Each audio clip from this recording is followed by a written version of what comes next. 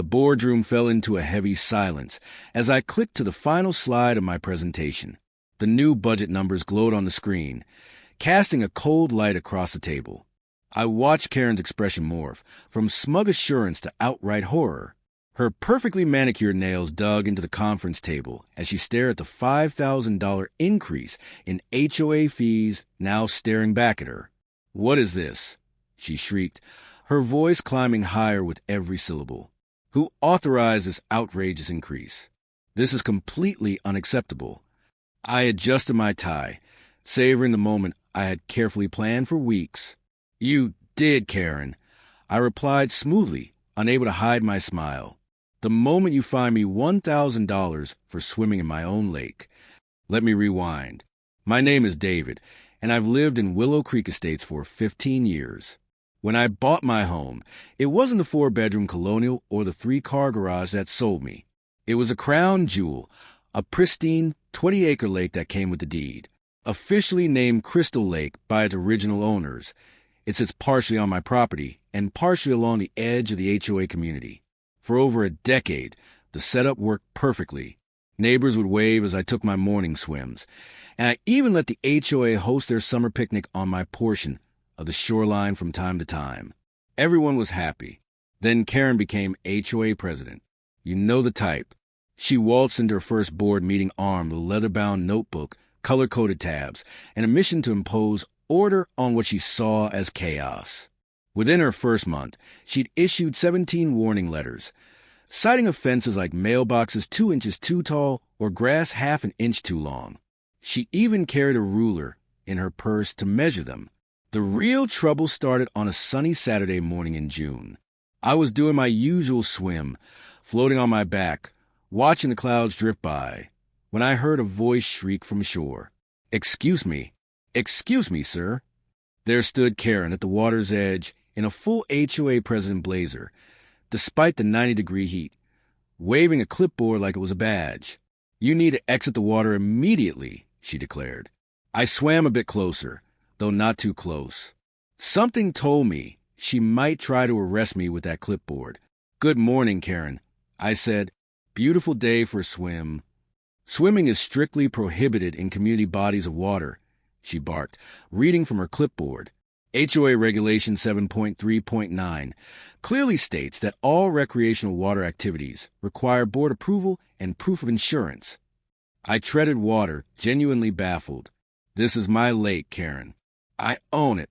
You can check the property records." She adjusted her oversized sunglasses, the kind that practically scream, "I want to speak to your manager," from a mile away. "The HOA governs all shared natural spaces within community boundaries," she replied. "This lake borders HOA property, so falls under our jurisdiction." "That's not how property law works," I said, swimming back to my dock. "We'll see what the lawyers have to say about that." "Consider yourself on notice," she shouted after me. I figured that would be the end of it. Surely, once she reviewed the deed and property lines, she'd realize her mistake. But I underestimated 2 things: her obsession with control and her uncanny ability to warp reality to fit her narrative. The certified letter arrived that Monday, printed on official HOA letterhead. It accused me of a blatant violation of community standards and imposed a $1,000 fine for unauthorized use of community resources. It rambled on for 3 pages, citing fabricated regulations and warning of potential legal action if I continued to endanger public safety with my reckless swimming. I tried to handle it the reasonable way. I made copies of my deed, highlighting the sections proving my ownership of the lake.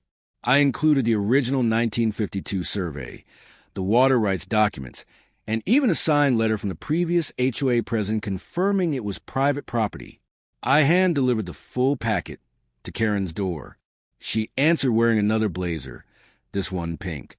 Apparently, she had a wardrobe dedicated to HOA authority cosplay.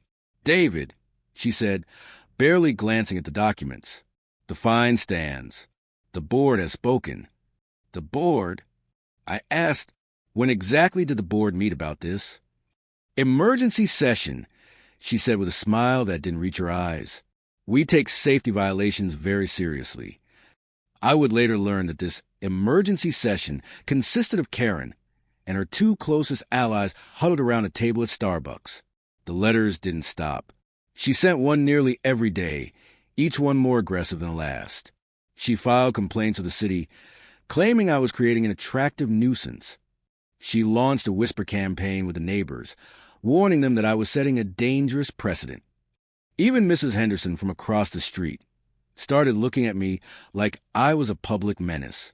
It wasn't until a neighbor 2 doors down asked if I was planning to open an unlicensed water park that I realized it was time to stop playing defense and go on the offensive. So I went to work.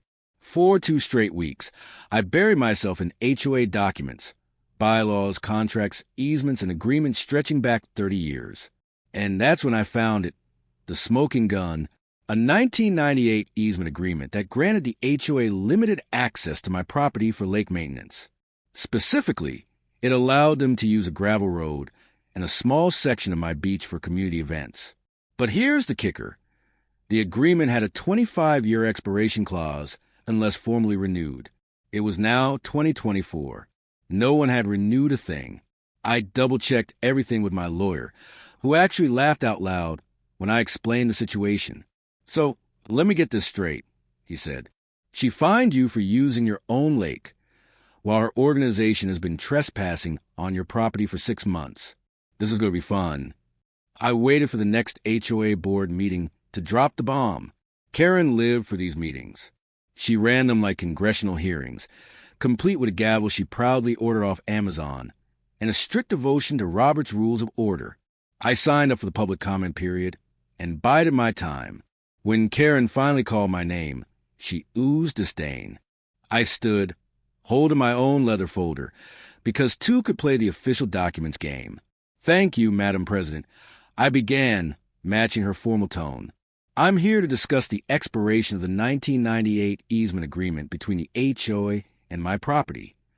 The room went still. Karen's gavel hand visibly twitched. As you may or may not be aware, I continued, distributing copies to each board member. The HOA's legal access to the northern section of Crystal Lake, including the beach and maintenance road, expired 6 months ago. I paused to let that sink in. I've been tolerant of the ongoing trespassing, I added, but recent events have prompted me to formalize a new arrangement. Karen's complexion shifted from red to pale white to a deep, unnatural shade of purple. This is ridiculous, she snapped. We've used that access for decades. Without legal authorization, I clarified. My attorney has drafted a new lease agreement. The terms are quite reasonable. Continued access for an annual fee of, I paused for effect, $5,000. A collective gasp echoed across the room. Someone actually dropped a coffee cup. $5,000. Karen shrieked, completely abandoning her beloved rules of order. That's market rate for private lakefront access. I replied evenly. I had 3 commercial real estate agents provide comps. If anything, I'm giving you a discount. I slid the agreement across the table. Of course, you're welcome to decline the lease, I added, though I imagine the community might object to losing their beach access and forcing maintenance crews to drive for miles around the lake. Board members immediately began whispering among themselves. Tom Bradley, the treasurer, was already pulling up spreadsheets on his laptop. Karen looked like she might explode. You can't do this, she hissed. Actually, I can, I said. You have 30 days to decide. After that, I'll be installing a gate. The next 3 weeks were glorious chaos. Word spread to the neighborhood like wildfire. People who had been giving me the cold shoulder thanks to Karen's gossip campaign were now suddenly champions of property rights and budget transparency. The neighborhood Facebook group practically combusted. Residents called for emergency budget meetings, audits, and even Karen's removal. Karen fought back. She sent cease and desist letters, likely at great expense, only for her own legal counsel to admit they had no standing. She tried to invoke historical usage rights, but couldn't produce a single valid document. She even tried involving the city, but officials wisely stayed far away from what was clearly a civil property dispute.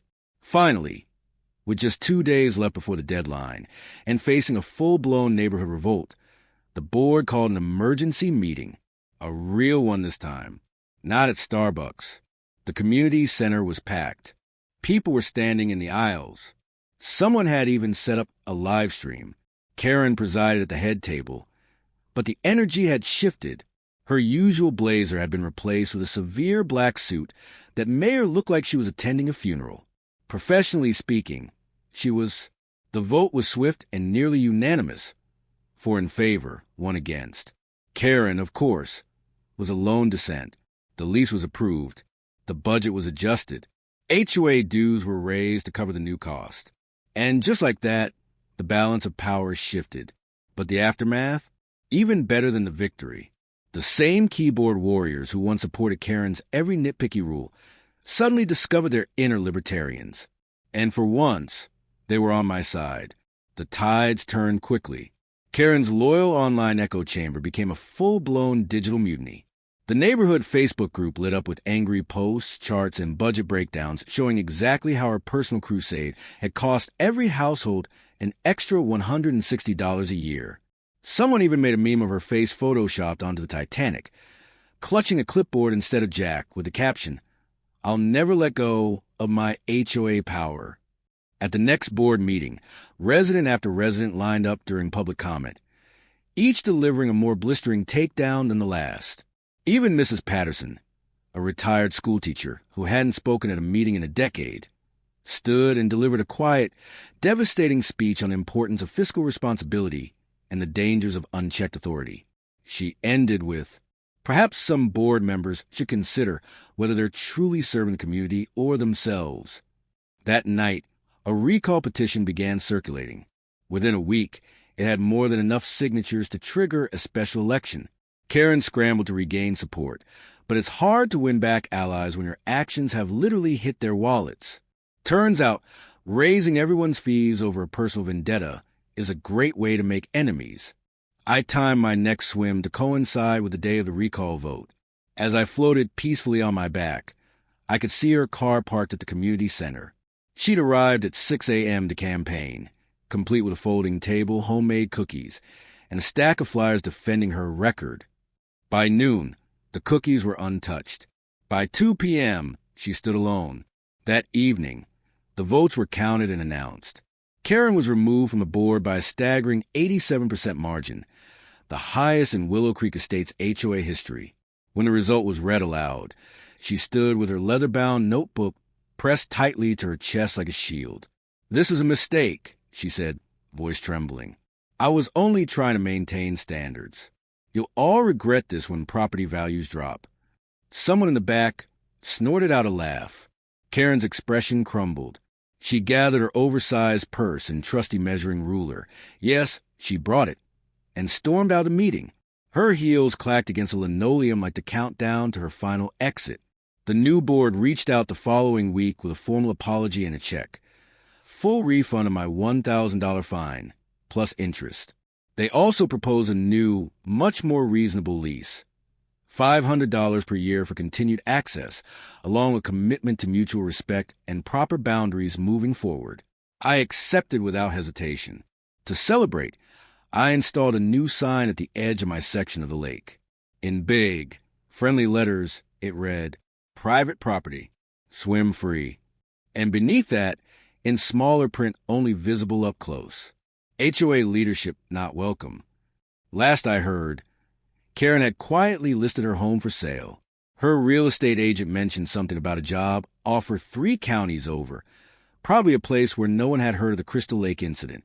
I like to imagine an unsuspecting HOA board waiting in blissful ignorance for Hurricane Karen to roll in.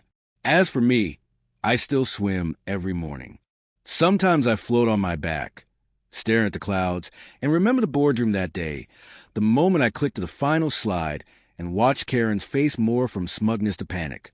That expression alone made every legal fee, every hour of research, and every drop of chlorine worth it. Karen learned the hard way that the smallest taste of power can corrupt absolutely, and that swimming in your own lake isn't a crime, no matter what your clipboard says.